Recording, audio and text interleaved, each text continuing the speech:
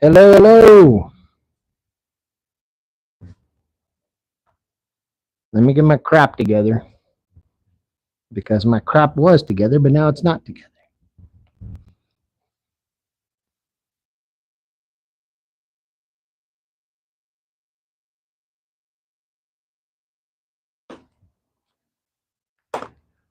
What's up, Dad's Workshop?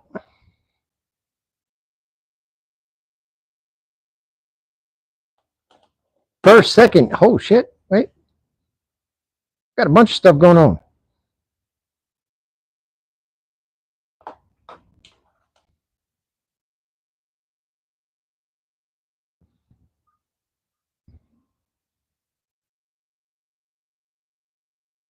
I'm over here trying to unscrew myself. How are you guys doing today?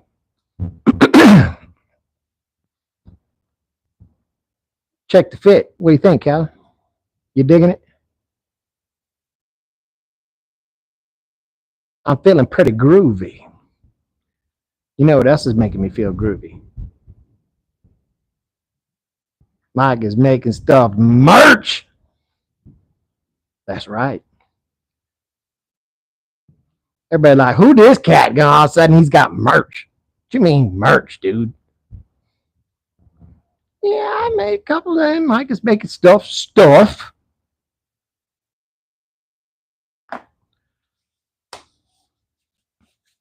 And that's not even a half of it.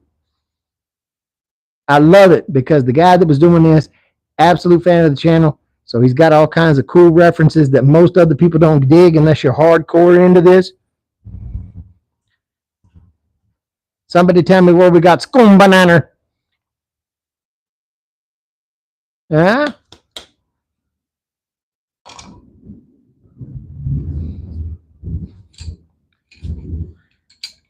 He did all kinds of cool stuff. You guys ought to see this. Man, check it, check it. Appreciate not blinding. Yeah, the hat does help.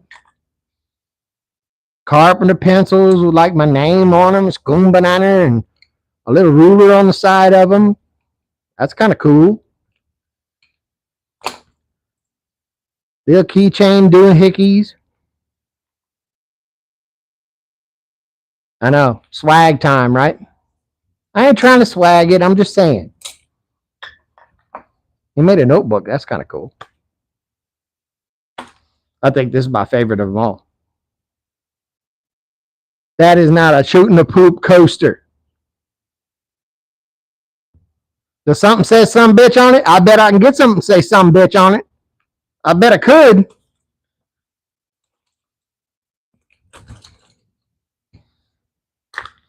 Or what it do? I like that one. Let's get what it do on a t-shirt.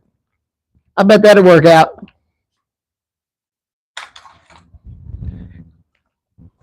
Look, on a serious note, it's a local guy. It's really cool. Ray and Amanda are phenomenal people. They do some phenomenal stuff. And it's really cool that instead of me to go into some corporate ass hat, I'd much rather support another local baker. You know what I mean? And more chilling than a some bitch. I'd rather take care of that and take care of them than to worry about some corporate dickhead. I think you guys would agree too. So they got an Etsy store up. Entirely up to you. But I did want to make y'all aware of it. Appreciate it. What y'all think of that mallet?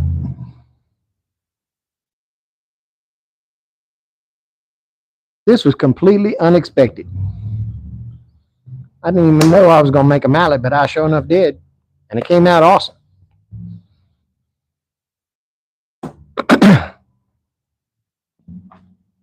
Know what else is going on? I'm waggling around on my floor without tripping over junk. My shop, its floor is clean, which is awesome. How was the weekend? Everybody feeling good? I figured I'd give you guys one more chance to be good and silly before we have to wake up and be adults tomorrow. Because I damn sure don't want to be an adult tomorrow. But I'm going to have to, because nobody's going to give me a freaking choice.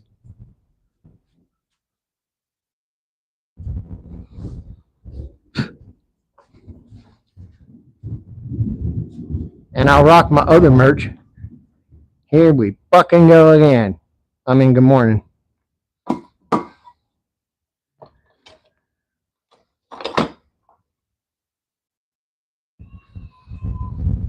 That's what I was looking for.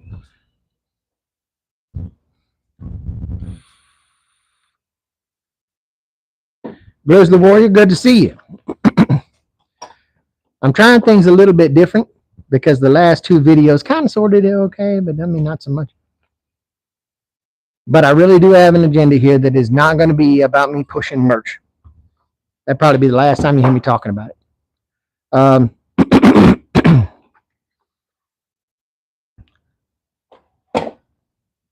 Years ago, when I had my wood shop up and running at my house, and my kids were incredibly young and could move all about on their own, and they were past being toddlers. I remember my youngest had come out to the shop, and I had a router in my hand, and of course I've got my hearing protection on, and I engaged with the router, and I didn't know it. I engaged with it right about the time that he had opened the door, and he immediately slams the door back shut, and said he didn't want to come see Dad because Dad was busy working with the big screaming wood eraser. I've never heard a more accurate explanation of what the hell a router is. The scary, screaming wood eraser. And I thought people might be a little skeeved out by the scary, screaming wood eraser. Maybe they don't want to use it. Maybe they don't want to mess with it. I got a thunderstorm coming in. That's great. But I thought I would try to cover some basics. Hey, Mike, put together a Q&A here, and then I'll chop it up later to make my video about basic 101 about the router. I mean, that thing scares the living hell out of everybody.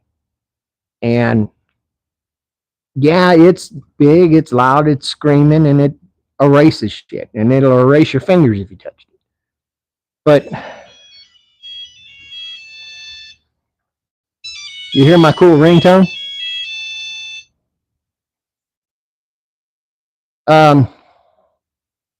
But it doesn't have to be. And I think we can change that a little bit.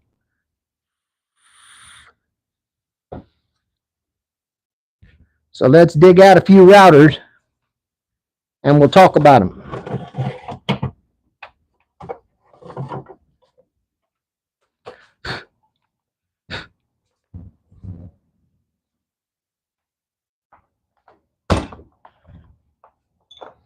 Just a second. I'm pulling out all the routers I can pull out.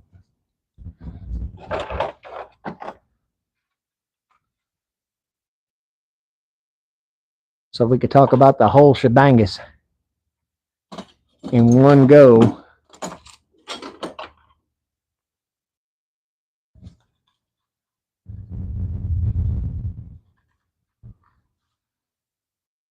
How many of you guys feel a little skeeved out when you use your router?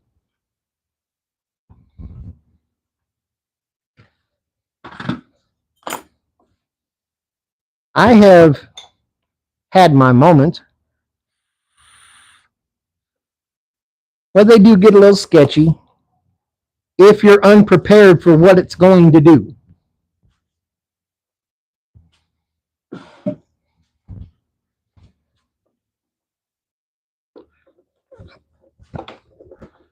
So let's open up my homemade router table here. Hey, Norm, good to see you, man.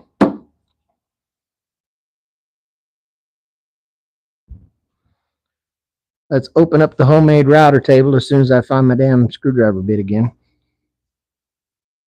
And we'll talk about what you're looking at when you're looking at a router, why it does what it does, why it behaves the way it behaves.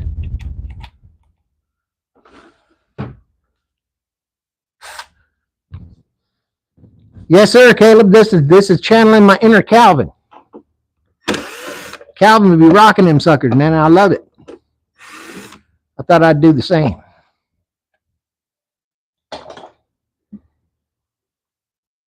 I don't know about the daily live smoke, but good to see you, man.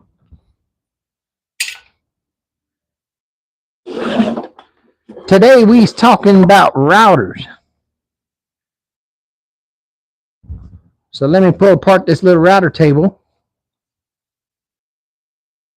And while I'm going to get my tool to do so, the router that I just pulled out of there is what's called a trim router.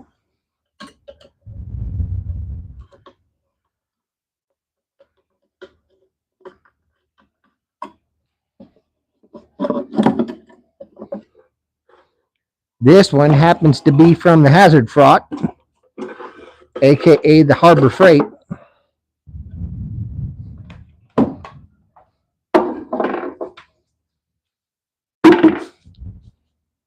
And then you have a fixed base router and a plunge style router.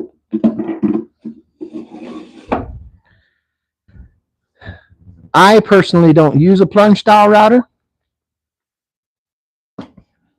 but I know that they exist, and I can discuss the ins and outs of how they operate. But for most of the demonstration purposes, I'll just be sticking with the tools that I have. And if you have questions for me, I am absolutely all ears. I want to be able to help you feel comfortable with the router. I want you to stop being scared of it. Knowledge is power. Knowledge kills fear. So let's make it happen. Bring you down here. Welcome back to the bench. Welcome back to my belly. So what I'm doing now is removing a router bit from the business end of the router, which is called the collet. Spelled C-O-L-L-E-T. Now the collet, for you to understand exactly how it works, you'll have to see basically what it is. And I'm going to try to get in real close. Focus, you fuck up. All right. So as you can see, this is a tapered piece of metal that's vertical on the inside, tapered on the outside, and I've got a slot cut on one side of it. The reason I have a slot is because as I'm applying force onto the router and I'm tightening the collet cap, which is this nut which holds the collet in, it's going in to an angular depression in the end of the motor shaft. The harder I push this down, the more it shoves it down into the angled cone, and it squeezes this. And when it squeezes it, it's squeezing it around the shank of your router bit, gripping this tight in order to hold it in place. Why is all of this important? Because this little device, this little collet that I'm talking about, and they don't all look like this. I'll show you another one from a different router I've got here, an old Porter cable. Give me just a second. We'll break this guy apart. And in this instance, the collet is locked with a snap ring into the collet cap. But as you can see, it's quite different. You have several series of different slits, and they're all together, squeezing together, very much like the fingers on your drill press, Chuck, that's holding onto your drill bit. This is doing the same thing.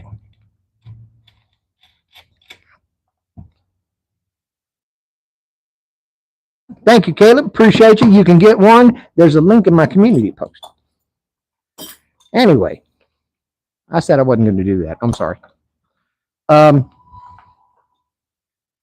the end of the day, the router is very simple. It is an electric motor spinning this shaft. This shaft has that tapered dent in the end of it, that cone that squeezes the collet that holds onto our bit and then rotates it as it has cutting edges on the router bit. If I'm already covering stuff you guys already know, I'm sorry, but I'm trying to make something for the absolute beginner.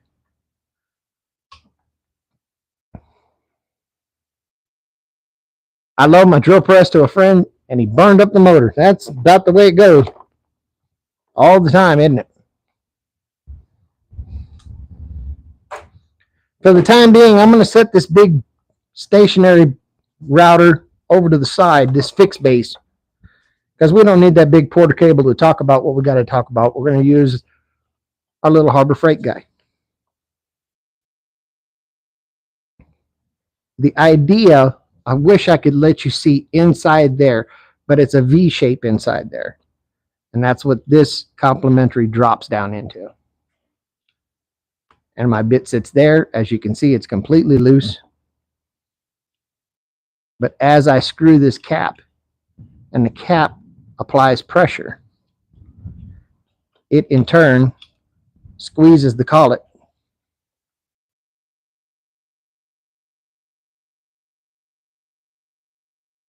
And that collet in turn squeezes around your router bit and makes it so it won't come out.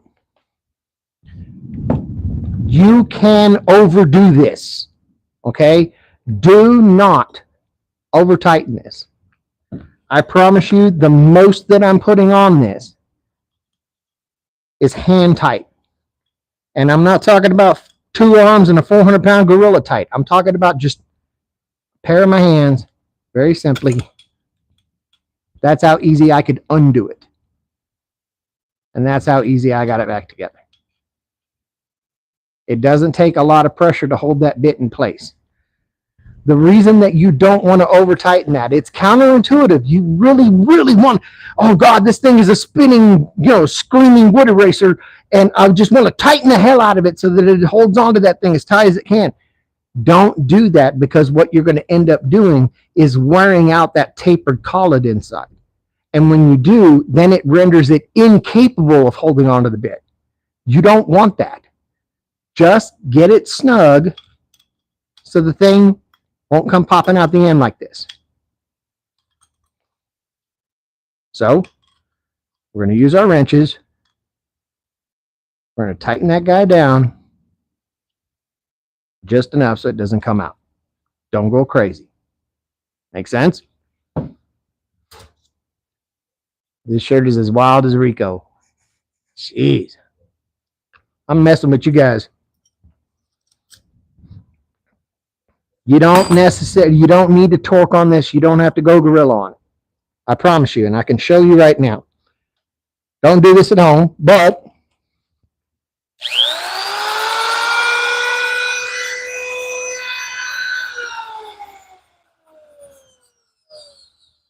that's plenty tight enough for it to hold on to this. It's not going to go anywhere.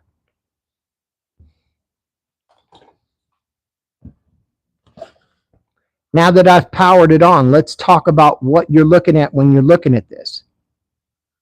Super Dremel. Okay? This thing is cutting, and when it is, it's rotating. Well, let me pause there, because our video is inverted. As you can see, the license plate is backwards. My hat is backwards. So I will tell you that this thing is turning, okay?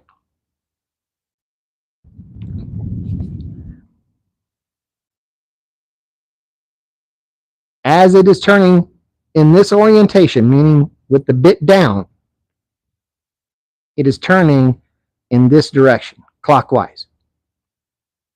Okay? If you keep that in mind, you will alleviate half of the things that will scare the hell out of you with a router.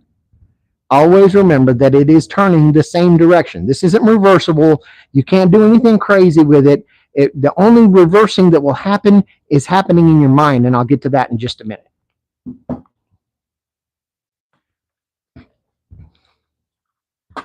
So when I apply my base, which I'll get to how I got this base in a minute, that's later on.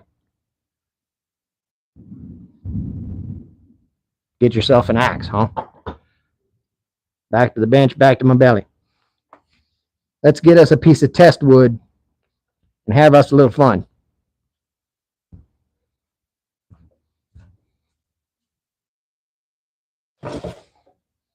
Here's some scrap. Let's throw some scrap down here.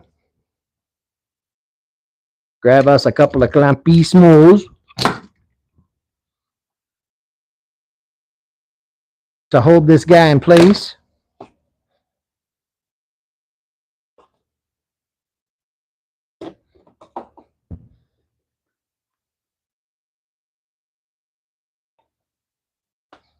To determine the depth of your router bit and how deep it's going to cut. This is the surface that your router is going to be riding on. So you want to measure how far it's protruding from here. So I know that this is incredibly thin, about 1/8 of an inch. So I am just going to eyeball something here to make sure that I'm barely coming out of the end of my router plate. Now, with that being said, I can now start making router cuts, remembering that my router is turning this direction all the time. Well, if I plug it in, that usually helps.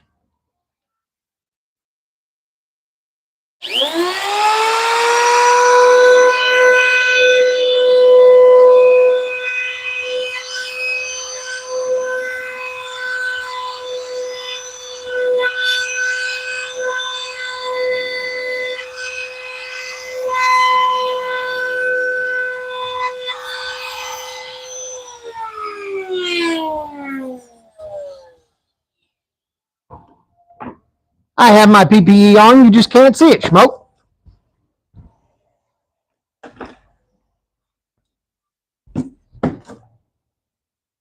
As you can see, it will do everything just fine. Now, let's go ahead and talk about the different kinds of drill or different kinds of router bits and the things that they're capable of doing so that you stay on top of choosing the right router bits.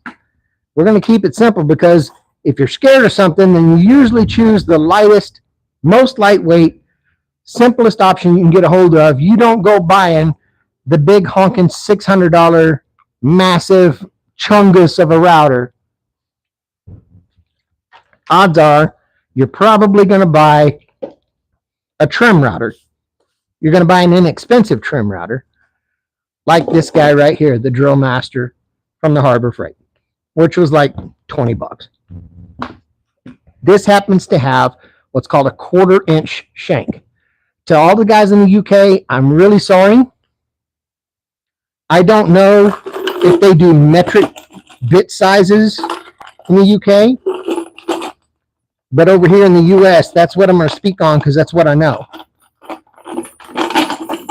We have, yeah, don't drink your router bits. Please don't. We have two options. We have a 1/4 inch and a 1/2 inch. As you can tell, all of my bits have a 1/4 inch size shank.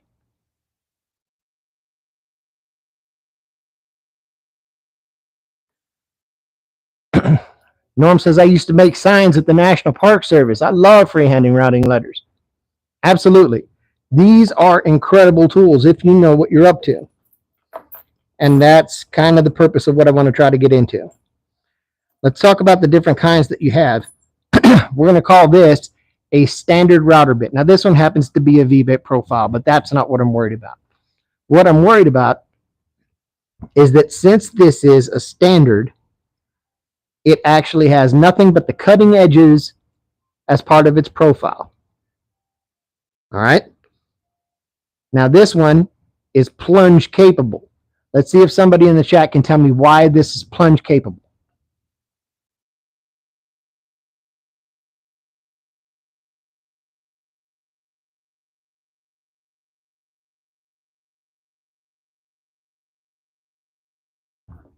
Thank you, Schmoke. Yes, this has cutting edges all the way up to the top center.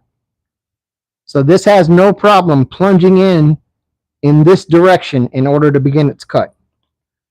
This one has a rounded profile, but it will do the same thing because, again, we've got blades that go all the way up to the top center of the bit. So it will remove the material at the very center. So it will have no problem diving right in. Very much like the bit that we just had riding our SUV on our piece of wood. Note that we have a bladed profile that goes all the way up to the tip. No problems whatsoever. Benz, good to see you.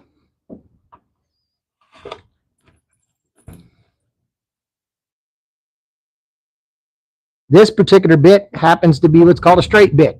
I wonder why. Now, I just got done telling you that this profile and the V-bit profile have no problems plunging into wood to begin their cuts. This will do it as well. However, keep in mind that its cutting edges are out here on the outer flanges of the bit. There's nothing in the center that cuts anything. So imagine that when this is going into the wood, you're driving it in, these outer points are able to cut, but the center isn't able to do anything. Hey, Runick, so what's it going to do? When it first starts, it's going to get a bite on whatever corner it grabs a hold of. And you see how this thing is dancing all over the place? This is when you see routers do things like this. Let me unplug for demonstration. And you're going in and it goes zero, and it takes off on you like this. Or you try to plunge in and it just pops on you. What's happening is that your bit doesn't have any cutting surface in the very center. So one of these corners is just grabbing whatever it can grab, and it's ripping everything with centrifugal force in whatever direction it can get. It's a good way for it to get away from you. Did that make sense with the difference between something like a straight bit and a profile bit and how plunging changes that? This one you can plunge with pretty easily. This one, not so much.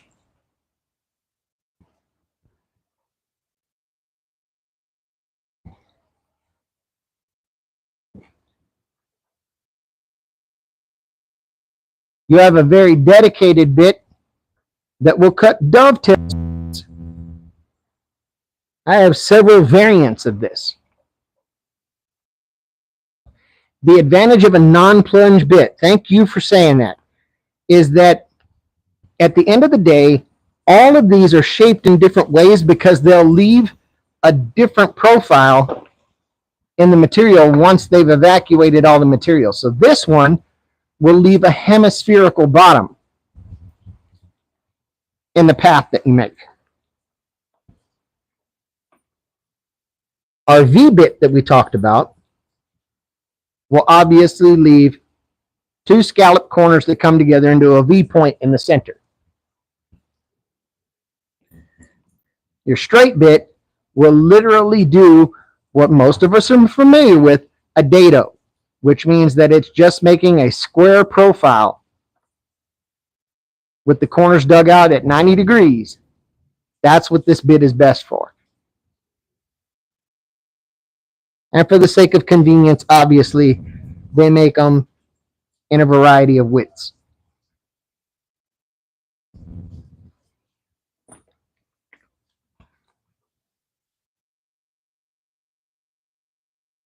Now we have the fourth kind of router bit,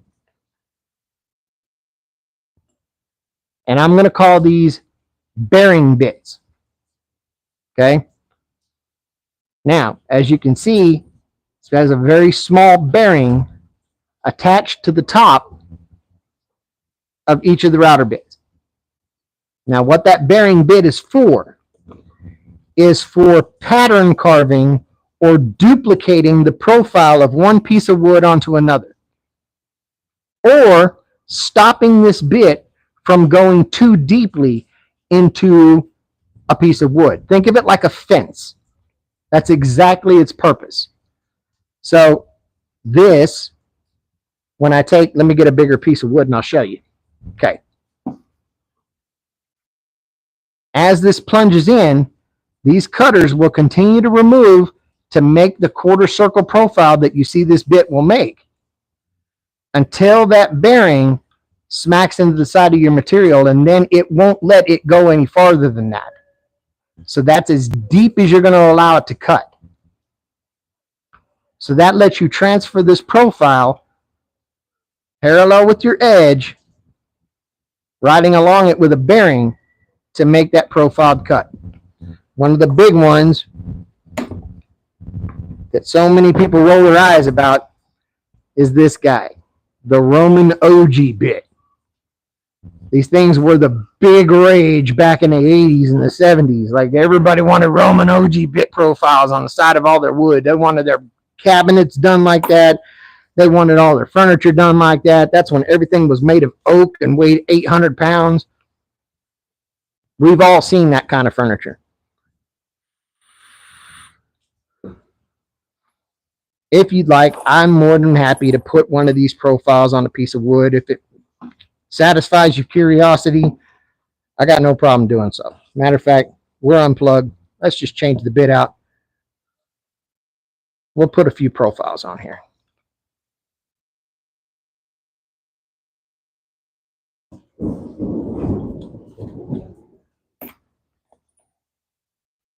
Let's get our infamous Roman OG. You notice the other thing that I did right there when I entered this into the router, I went as far down as I could. Having the bit way out here like so just lessens the amount that little tapered collet that I was telling you about, it has less to grab a hold of. So this thing can start flying around and go stupid and come flying right out at you. And trust me, I think it goes without saying you don't want that. So secure it down as far as it'll go, good and snug. I can pick up my router, I can pick it up, it'll do just fine.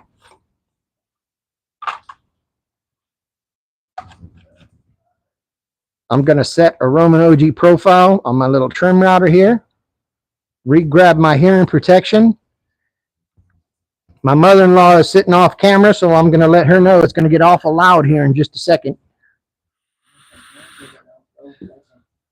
And I'll get her some hearing protection as well.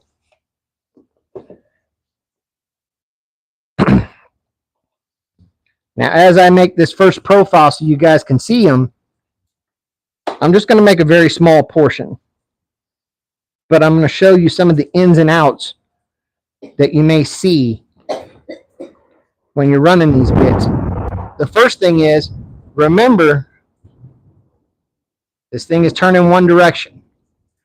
I want to go in this, or I want to go this way, because the bit is turning that same direction. If I were to go this direction and the bit is turning this way, you know what I've done? I've given it traction like a dragster tire. So it wants to take off flying that way anyway. I don't have any control. If I'm still going in the same direction, it will. Okay? I'd much rather fight against it so that I keep it under control. He wants to curse about, I don't give a damn. She don't care either. You're thinking, I don't know where you think it come from. But moving on. I'm going to give you the first technique that I'll use mostly with any profiling that I'll do on a corner.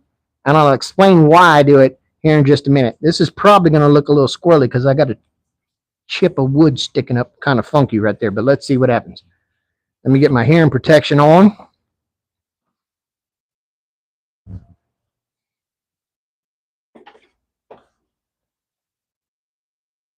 There we go. Cool. Let's make her happen, Captain.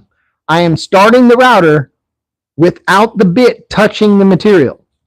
I will move it in after I've started the router.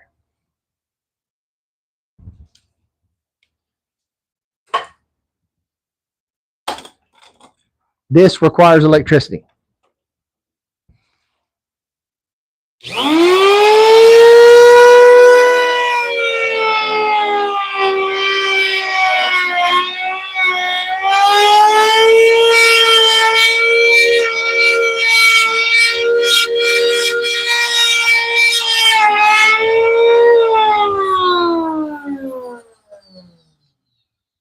Now, as you noticed, there was a moment where I was trying to push this thing in there. I was demonstrating that that bearing was stopping it from going any further.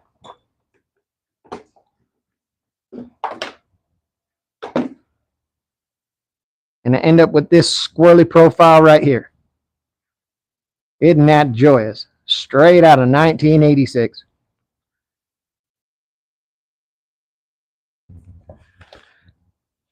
So as you notice, to recap, I started out here and then moved into the wood after the router had got up to speed. If I started it up against it, what do you think would happen? Immediately, the thing would drag like a dragster and take off on me and scare the crap out of me. I'd shit my pants, and then I'm not making anything for the rest of the day.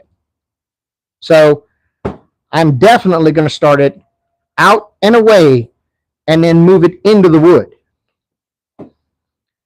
The second thing that I did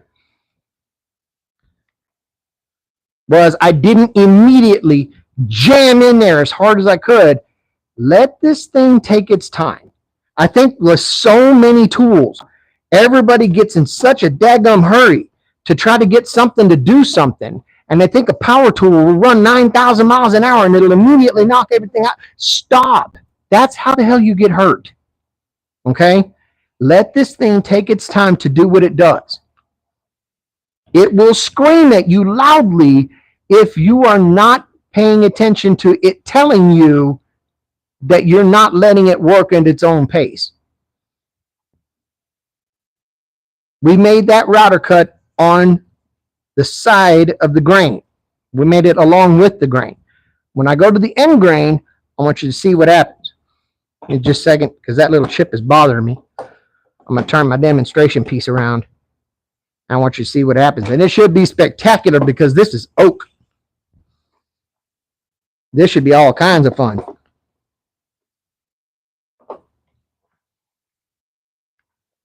Yes, Schmoke couldn't have said it better myself. Let the machine do what it's supposed to do. Now, what I want you to see is that I'm about to operate the router. I'm going to move it in. I'm going to finish this cut, and I'm going to come completely off the end of the piece to finish it out. And I want you to take note of what happens right here at the corner. Okay?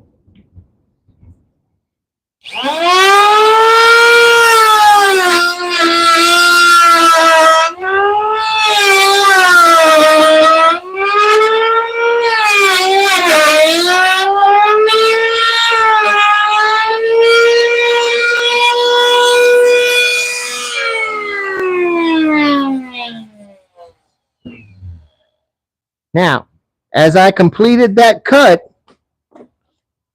continuing to move that same direction all the way around the board, boom, the corner on my board completely blew out. Why is that? Because my router is cutting this direction. And as those knives got to the end, there's no more material standing right here with its thumb holding it in place. So, boom, it just went flying off the side of the board. To prevent that, make this cut first, which you'll see, you get your tear out, then follow it up with the cut along the grain, and that will save you. You'll be able to hide your crime, is what I'm trying to tell you.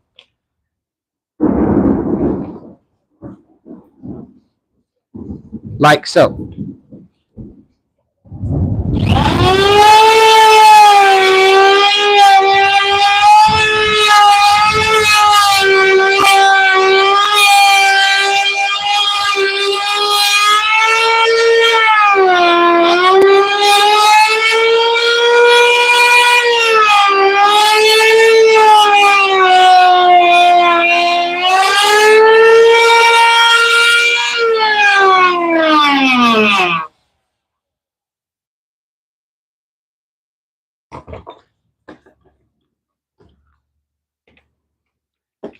And just like that, by doing the end grain first and then the side grain, I've got my beautiful 1986 Roman OG corner on there without a single chip in it. Not a problem. But if I'd have done it the other way and done this last, then I would have blown out that piece and you'd have never seen it again. Hi, June. Good to see you.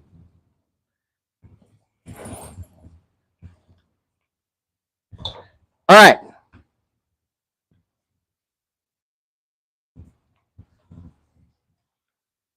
So now, here's the thing that confuses so many people about the router, because it ends up going in a router table.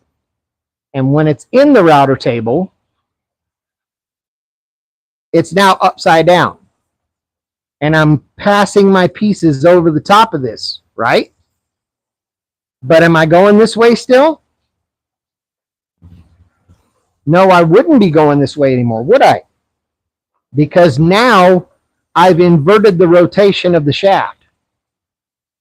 So now it's turning the other way. That means I want to feed my wood in from this direction. And without anybody, sorry about the rain, guys. And without any power to this, I can show you why that's important.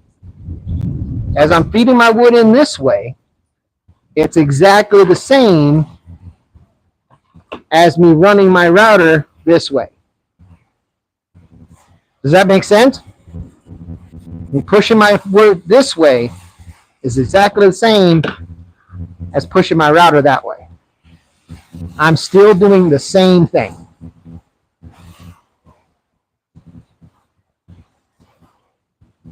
I hope this is helping.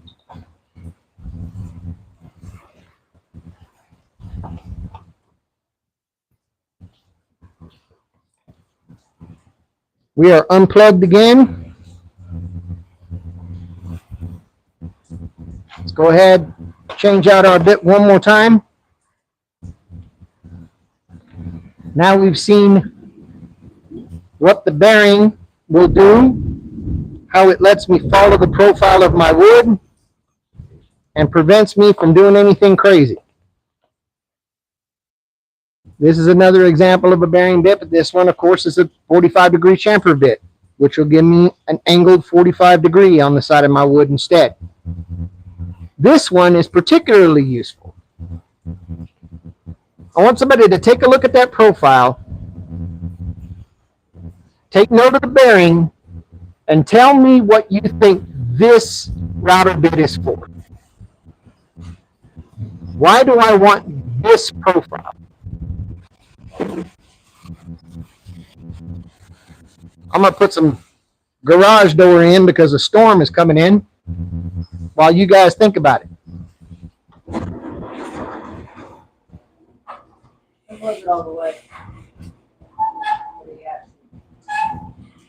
No, I don't have to.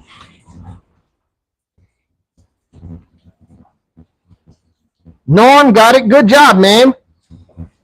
That is for a rabbet. For those of you in the UK, that is for a rebate.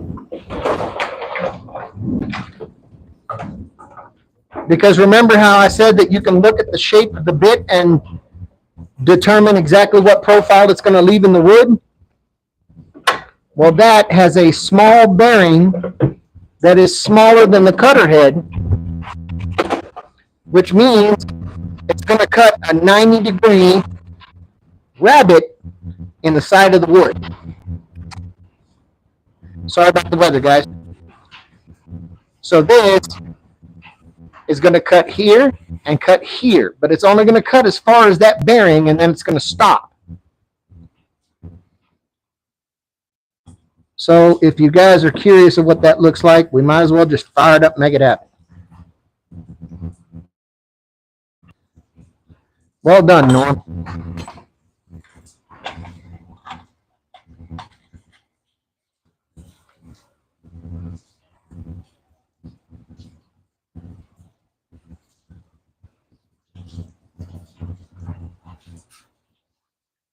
Fire up that rabbit joint. It is 420.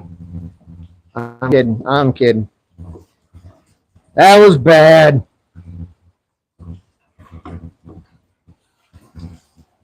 All right. So let's replace our 1986 Get Out and Push freaking Roman OG over here with a rabbit / rebate.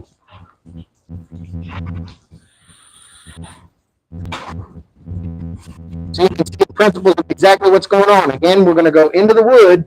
The cutter heads are going to remove material here until it gets to this bang, and then it's going to stop. Let's get it. If I remember to plug it in, plug it in, plug it in. Okay, here we go.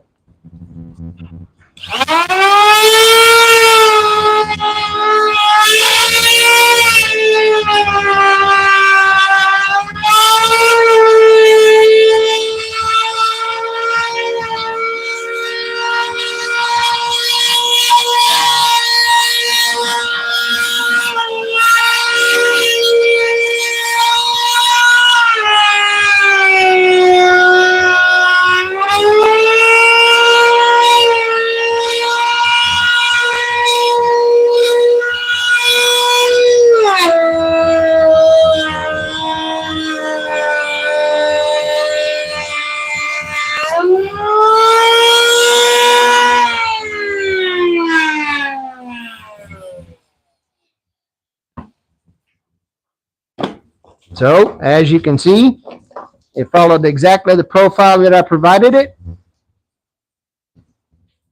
It gave me a rebate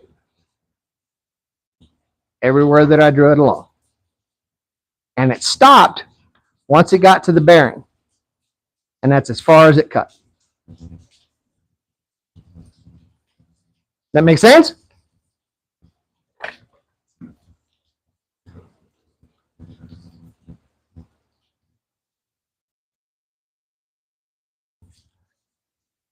Well, it's going to take a bit more than a little time to get over my fear of routers. Scare the shit out of me. That's exactly what I'm talking about. These things, again, to recap, like my 11-year-old said way back in the day, he called it the screaming wood eraser, which was a pretty damn good analogy. I'm not going to lie.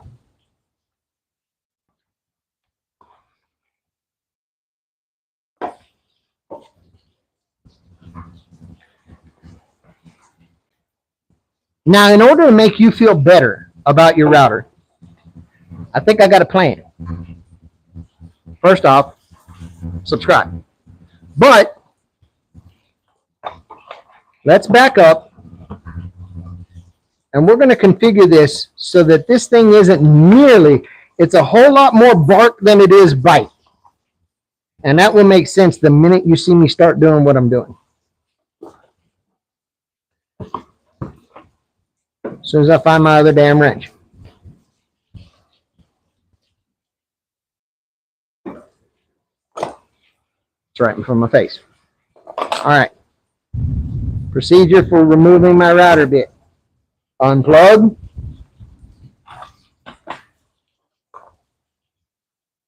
Get a hold of this with my wrenches. And loosen it up. Again, it doesn't require a whole crap load of force. Pops right out.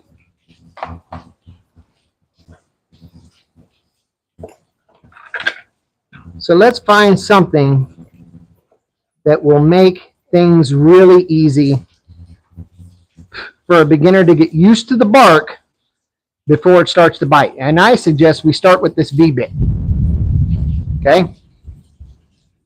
We'll stick that guy in there. Tighten her down. Again, good and tight. Not 400-pound gorilla tight. Good enough. Good enough for me.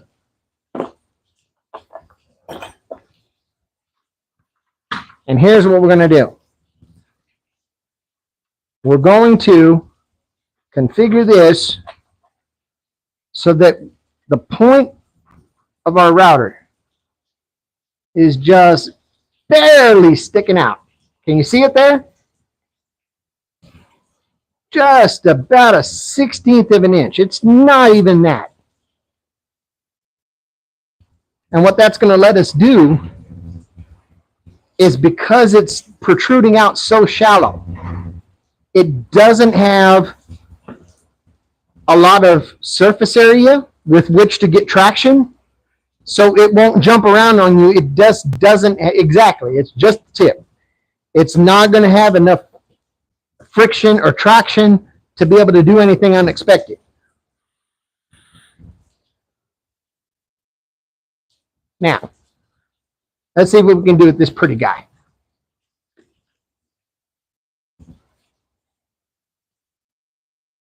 I'm going to try to do it backwards even.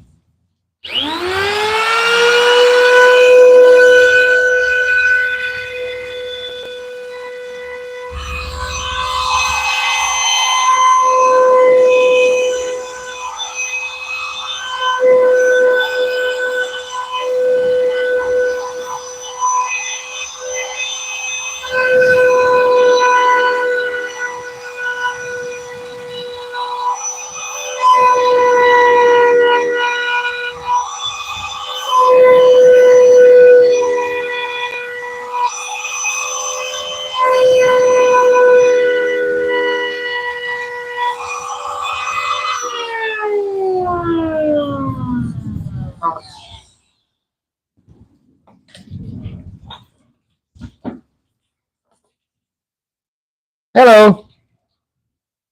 You remember what I talked about with the chip out? It chipped off the layer of the plywood that I was cutting into.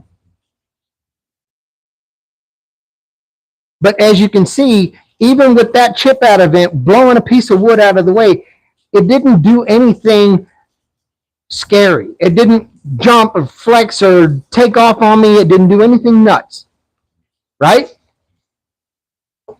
But I was able to write hello. Nice and easy. Came out fine, except for the little chip out, which is just because I grabbed a piece of frickin' plywood to do this instead of regular wood.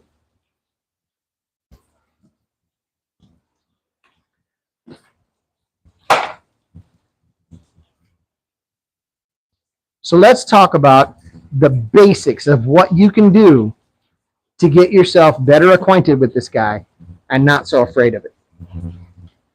Start small. Just barely even begin. The minute that you pick up a router and the first time you turn it on, it will scare the hell out of you, because it sounds like an angry vacuum cleaner with a blade on the bottom ready to kill you. Totally understandable. Makes sense. Ease into it with very light precision. If you're taking very small cuts, you get very small results. You get very small kickbacks. You get very small errors. So that lets you calibrate yourself with operating this thing. Now, a caveat that I didn't tell you guys is that normally this black plate and these two handles do not normally come on this router. Okay? Literally, it's literally just this plastic plate. That's the only thing that comes. But if you want to know how to make this thing, I actually have the STL files that you can slice up and print it out on your 3D printer. That's how I ended up with this one. I printed it myself. Let me know if you're interested in getting that. I'll be happy to get it for you. Start with it nice and slow. Hey, John, good to see you. Take easy cuts. That rule will never leave your operating a router. Take smooth, slow, easy cuts. Don't think that the thing is just a brush hog that's going to go in there and tear up material, because it's going to tear a lot of stuff up, and probably not the stuff you want to tear up. Take note of the rotation of your bit, and keep it in mind when you either have it in its reverse or its obverse, because that's going to change which direction it's rotating in your mind, right? My 3D printer form. The next one is understanding how each of these bits are going to behave. All of these straight bits, these that I was talking about before, that don't have a center profile, use these beginning at the edge of a board. Come at it this way, because what am I doing? 100% of my cutting blade is in contact with the material. Don't do this, do this. And that applies for those fancy dovetail bits especially, because it has to come in here to make the dovetail anyway. So you always want to do it from the side. Pattern bits are incredible. Once you have your pattern bits figured out, I'm going to show you something that is going to become your best friend.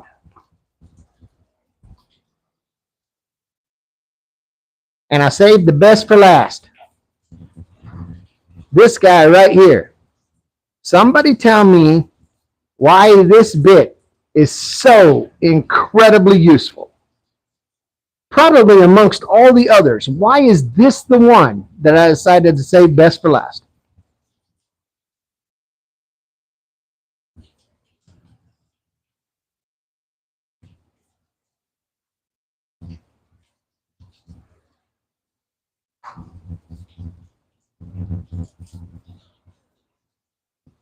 Anybody?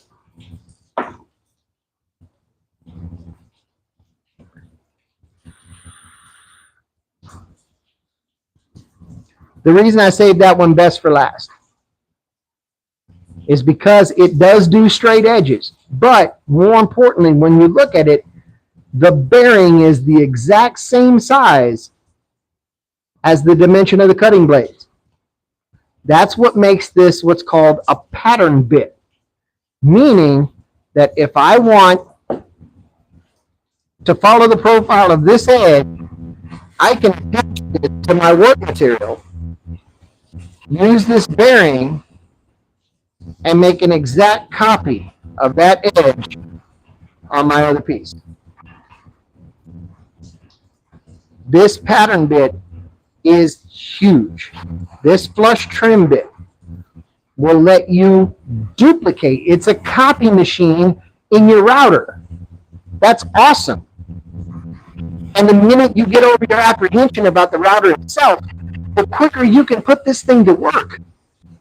And once you've got this thing, you can literally, at that point, copy almost anything.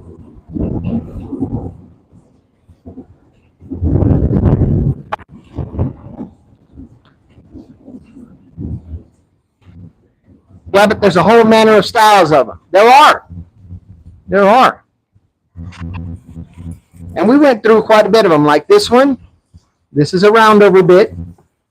As you can tell, its bearing is the exact same size as that cutter blade, and it makes this curved quadricircular profile. There are different kinds of flush trim bits, but don't let them confuse you. There are everybody who will tell you that you need a double bearing, or a top bearing, or a bottom bearing, or an up cut, or a down cut. If you're watching this video to get any benefit out of it, you're not ready for thinking of all that anyway. Okay? All you're worried about now is understanding what the flush trim bit is and what it does. Okay? Yes, Caleb, you brought up another incredible thing that I wanted to point out.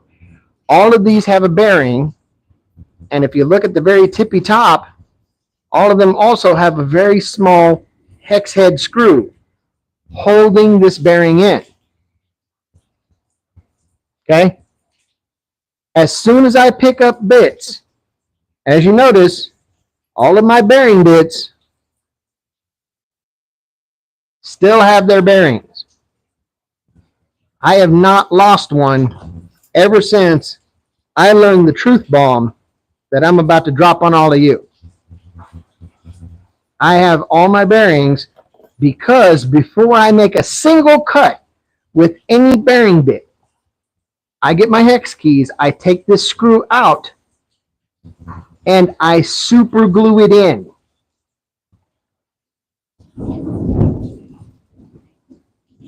I'll drop a dab of CA glue in there and then torque that sucker down, and it will never come back out on me.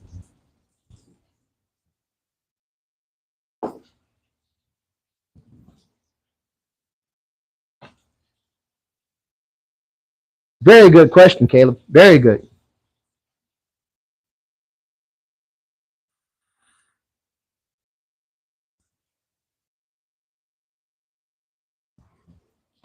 So tell me the truth. Did this in any way make these any less scary for you guys? I mean, you could use Loctite, Chucker. It'll do the same thing. All you got to do is just make sure that that thing stays in, that hex screw. If you do that, you'll never lose Leonard Berry. I use CA glue because it's cheaper. I lose my bearings and it has nothing to do with my router bit. That's adorable. That's great.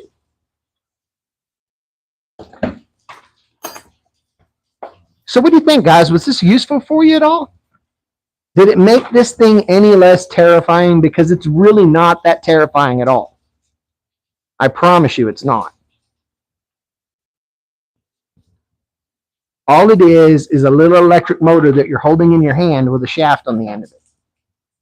And it's got a business end. And as long as you pay attention to what that business end can do, it's not going to jerk and jump and do anything crazy. You'll be fine.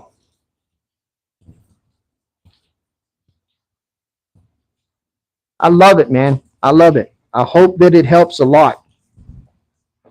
Because, yeah, I think that's absolutely true, John. And again, the best thing, just to recap what I was talking about, find one of the plunge capable bits. Remember, we talked about it, that has a profile that goes all the way up with cutting edges to the center of the bit. Find any of them. And then use it with very light passes on some scrap wood. And it's going to make you be able to do incredible things really fast, because you're going to realize just how in control you really are if you're doing it in the right way. Later on, this is where Chucker's going to get in all kinds of salivating. He's going to have fun.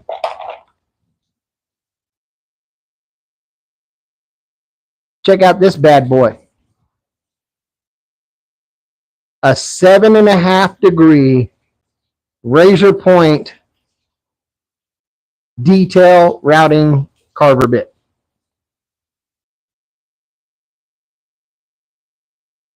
That thing will carve in grooves in the wood smaller than your pencil. These things are astounding. But they work on the same principle as all of the other ones. Like I said, it has a profile that cuts all the way to the tip. You can plunge in with it. You can do all of that. Not a problem at all.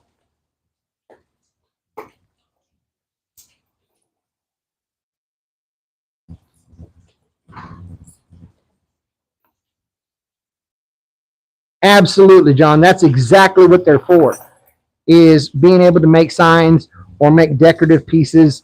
Another one, and we could talk about this in a future video if you guys want to, is that the plunge control that I use for this router is literally my hands. And what I mean is, I rest one side of the base plate on the wood, and then I lift the other side, and I slowly bring it down.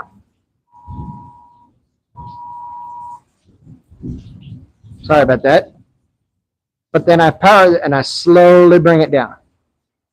And that's what lets me control my depth. Now, if I really wanted to go crazy, I could lengthen this 2-3 feet out. And what would that let me do? As I make this move, I'm barely moving my router up and down, giving me incredible levels of control on the depth. And that's where these guys that are creating these custom signs and all of that stuff that you see, if they're not doing it with a CNC, that's how they're doing it. they've got a leverage bar sticking way out on the side of their router that lets them move a long way with their hand in order to execute a very small tilt on the router itself. What's the best way to hold your wood down while you're routing the edges? I do love double-sided tape. That works pretty good. One of the ways that I used while I was filming this was, as I was working on this side of the wood, I was clamping the other side. And then I would route here, remove my clamp, and rotate to let me continue. Double-sided tape might work. That's absolutely fine. My friend Izzy sells another device he calls the Grabo, which basically is a vacuum that sucks the piece down and holds it in place. Carpet tape, gaffer's tape.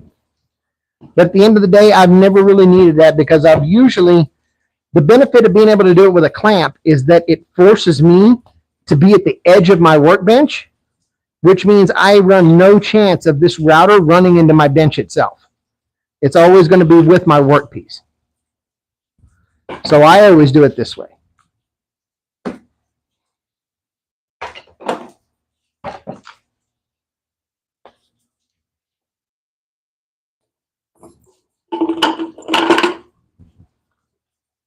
And now somebody's going to give me all kinds of crap. Come on, safety guys. Why you keep all your router bits in a vitamin bottle? Why are you dropping them in there? You're going to chip them. I've been doing this going on 35 years, and I've yet to chip one yet.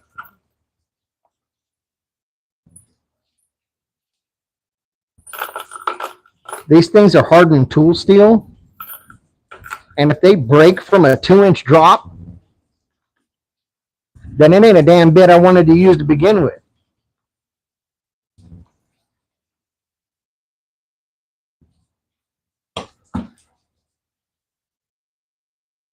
So that, my friends, I believe, concludes my TED Talk.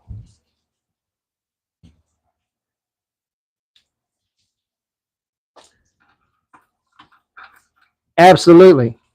And I'm sure eventually I'll build one of those bit holders with the 1/4-inch holes in it and everything is beautiful and gravy. But if your bits are of any quality, once you grab them to take them out of that stupid thing, you end up slicing your fingers all to hell anyway. So it's kind of stupid to do that to begin with. I'd rather just dump them out, look for the one I want, and go at it. Nikki, thank you for joining me. Appreciate it. I know you guys over in the UK, it's getting close to about midnight for y'all.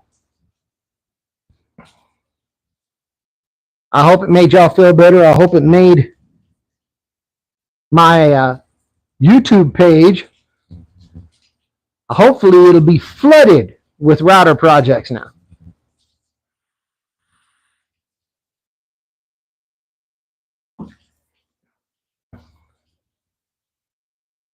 You were, Caleb. That's nice. Thank you, Nikki. It was a pleasure to see you too, dear. It really was.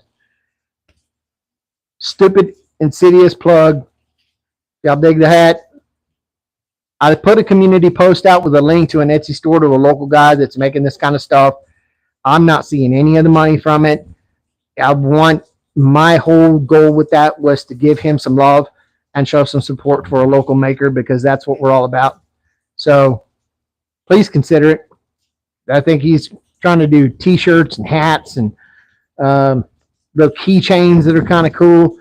The one I think I like the most is this guy right here. He made a shooting the poop beer coasters. It's got a mic and he's shooting poop. I love it.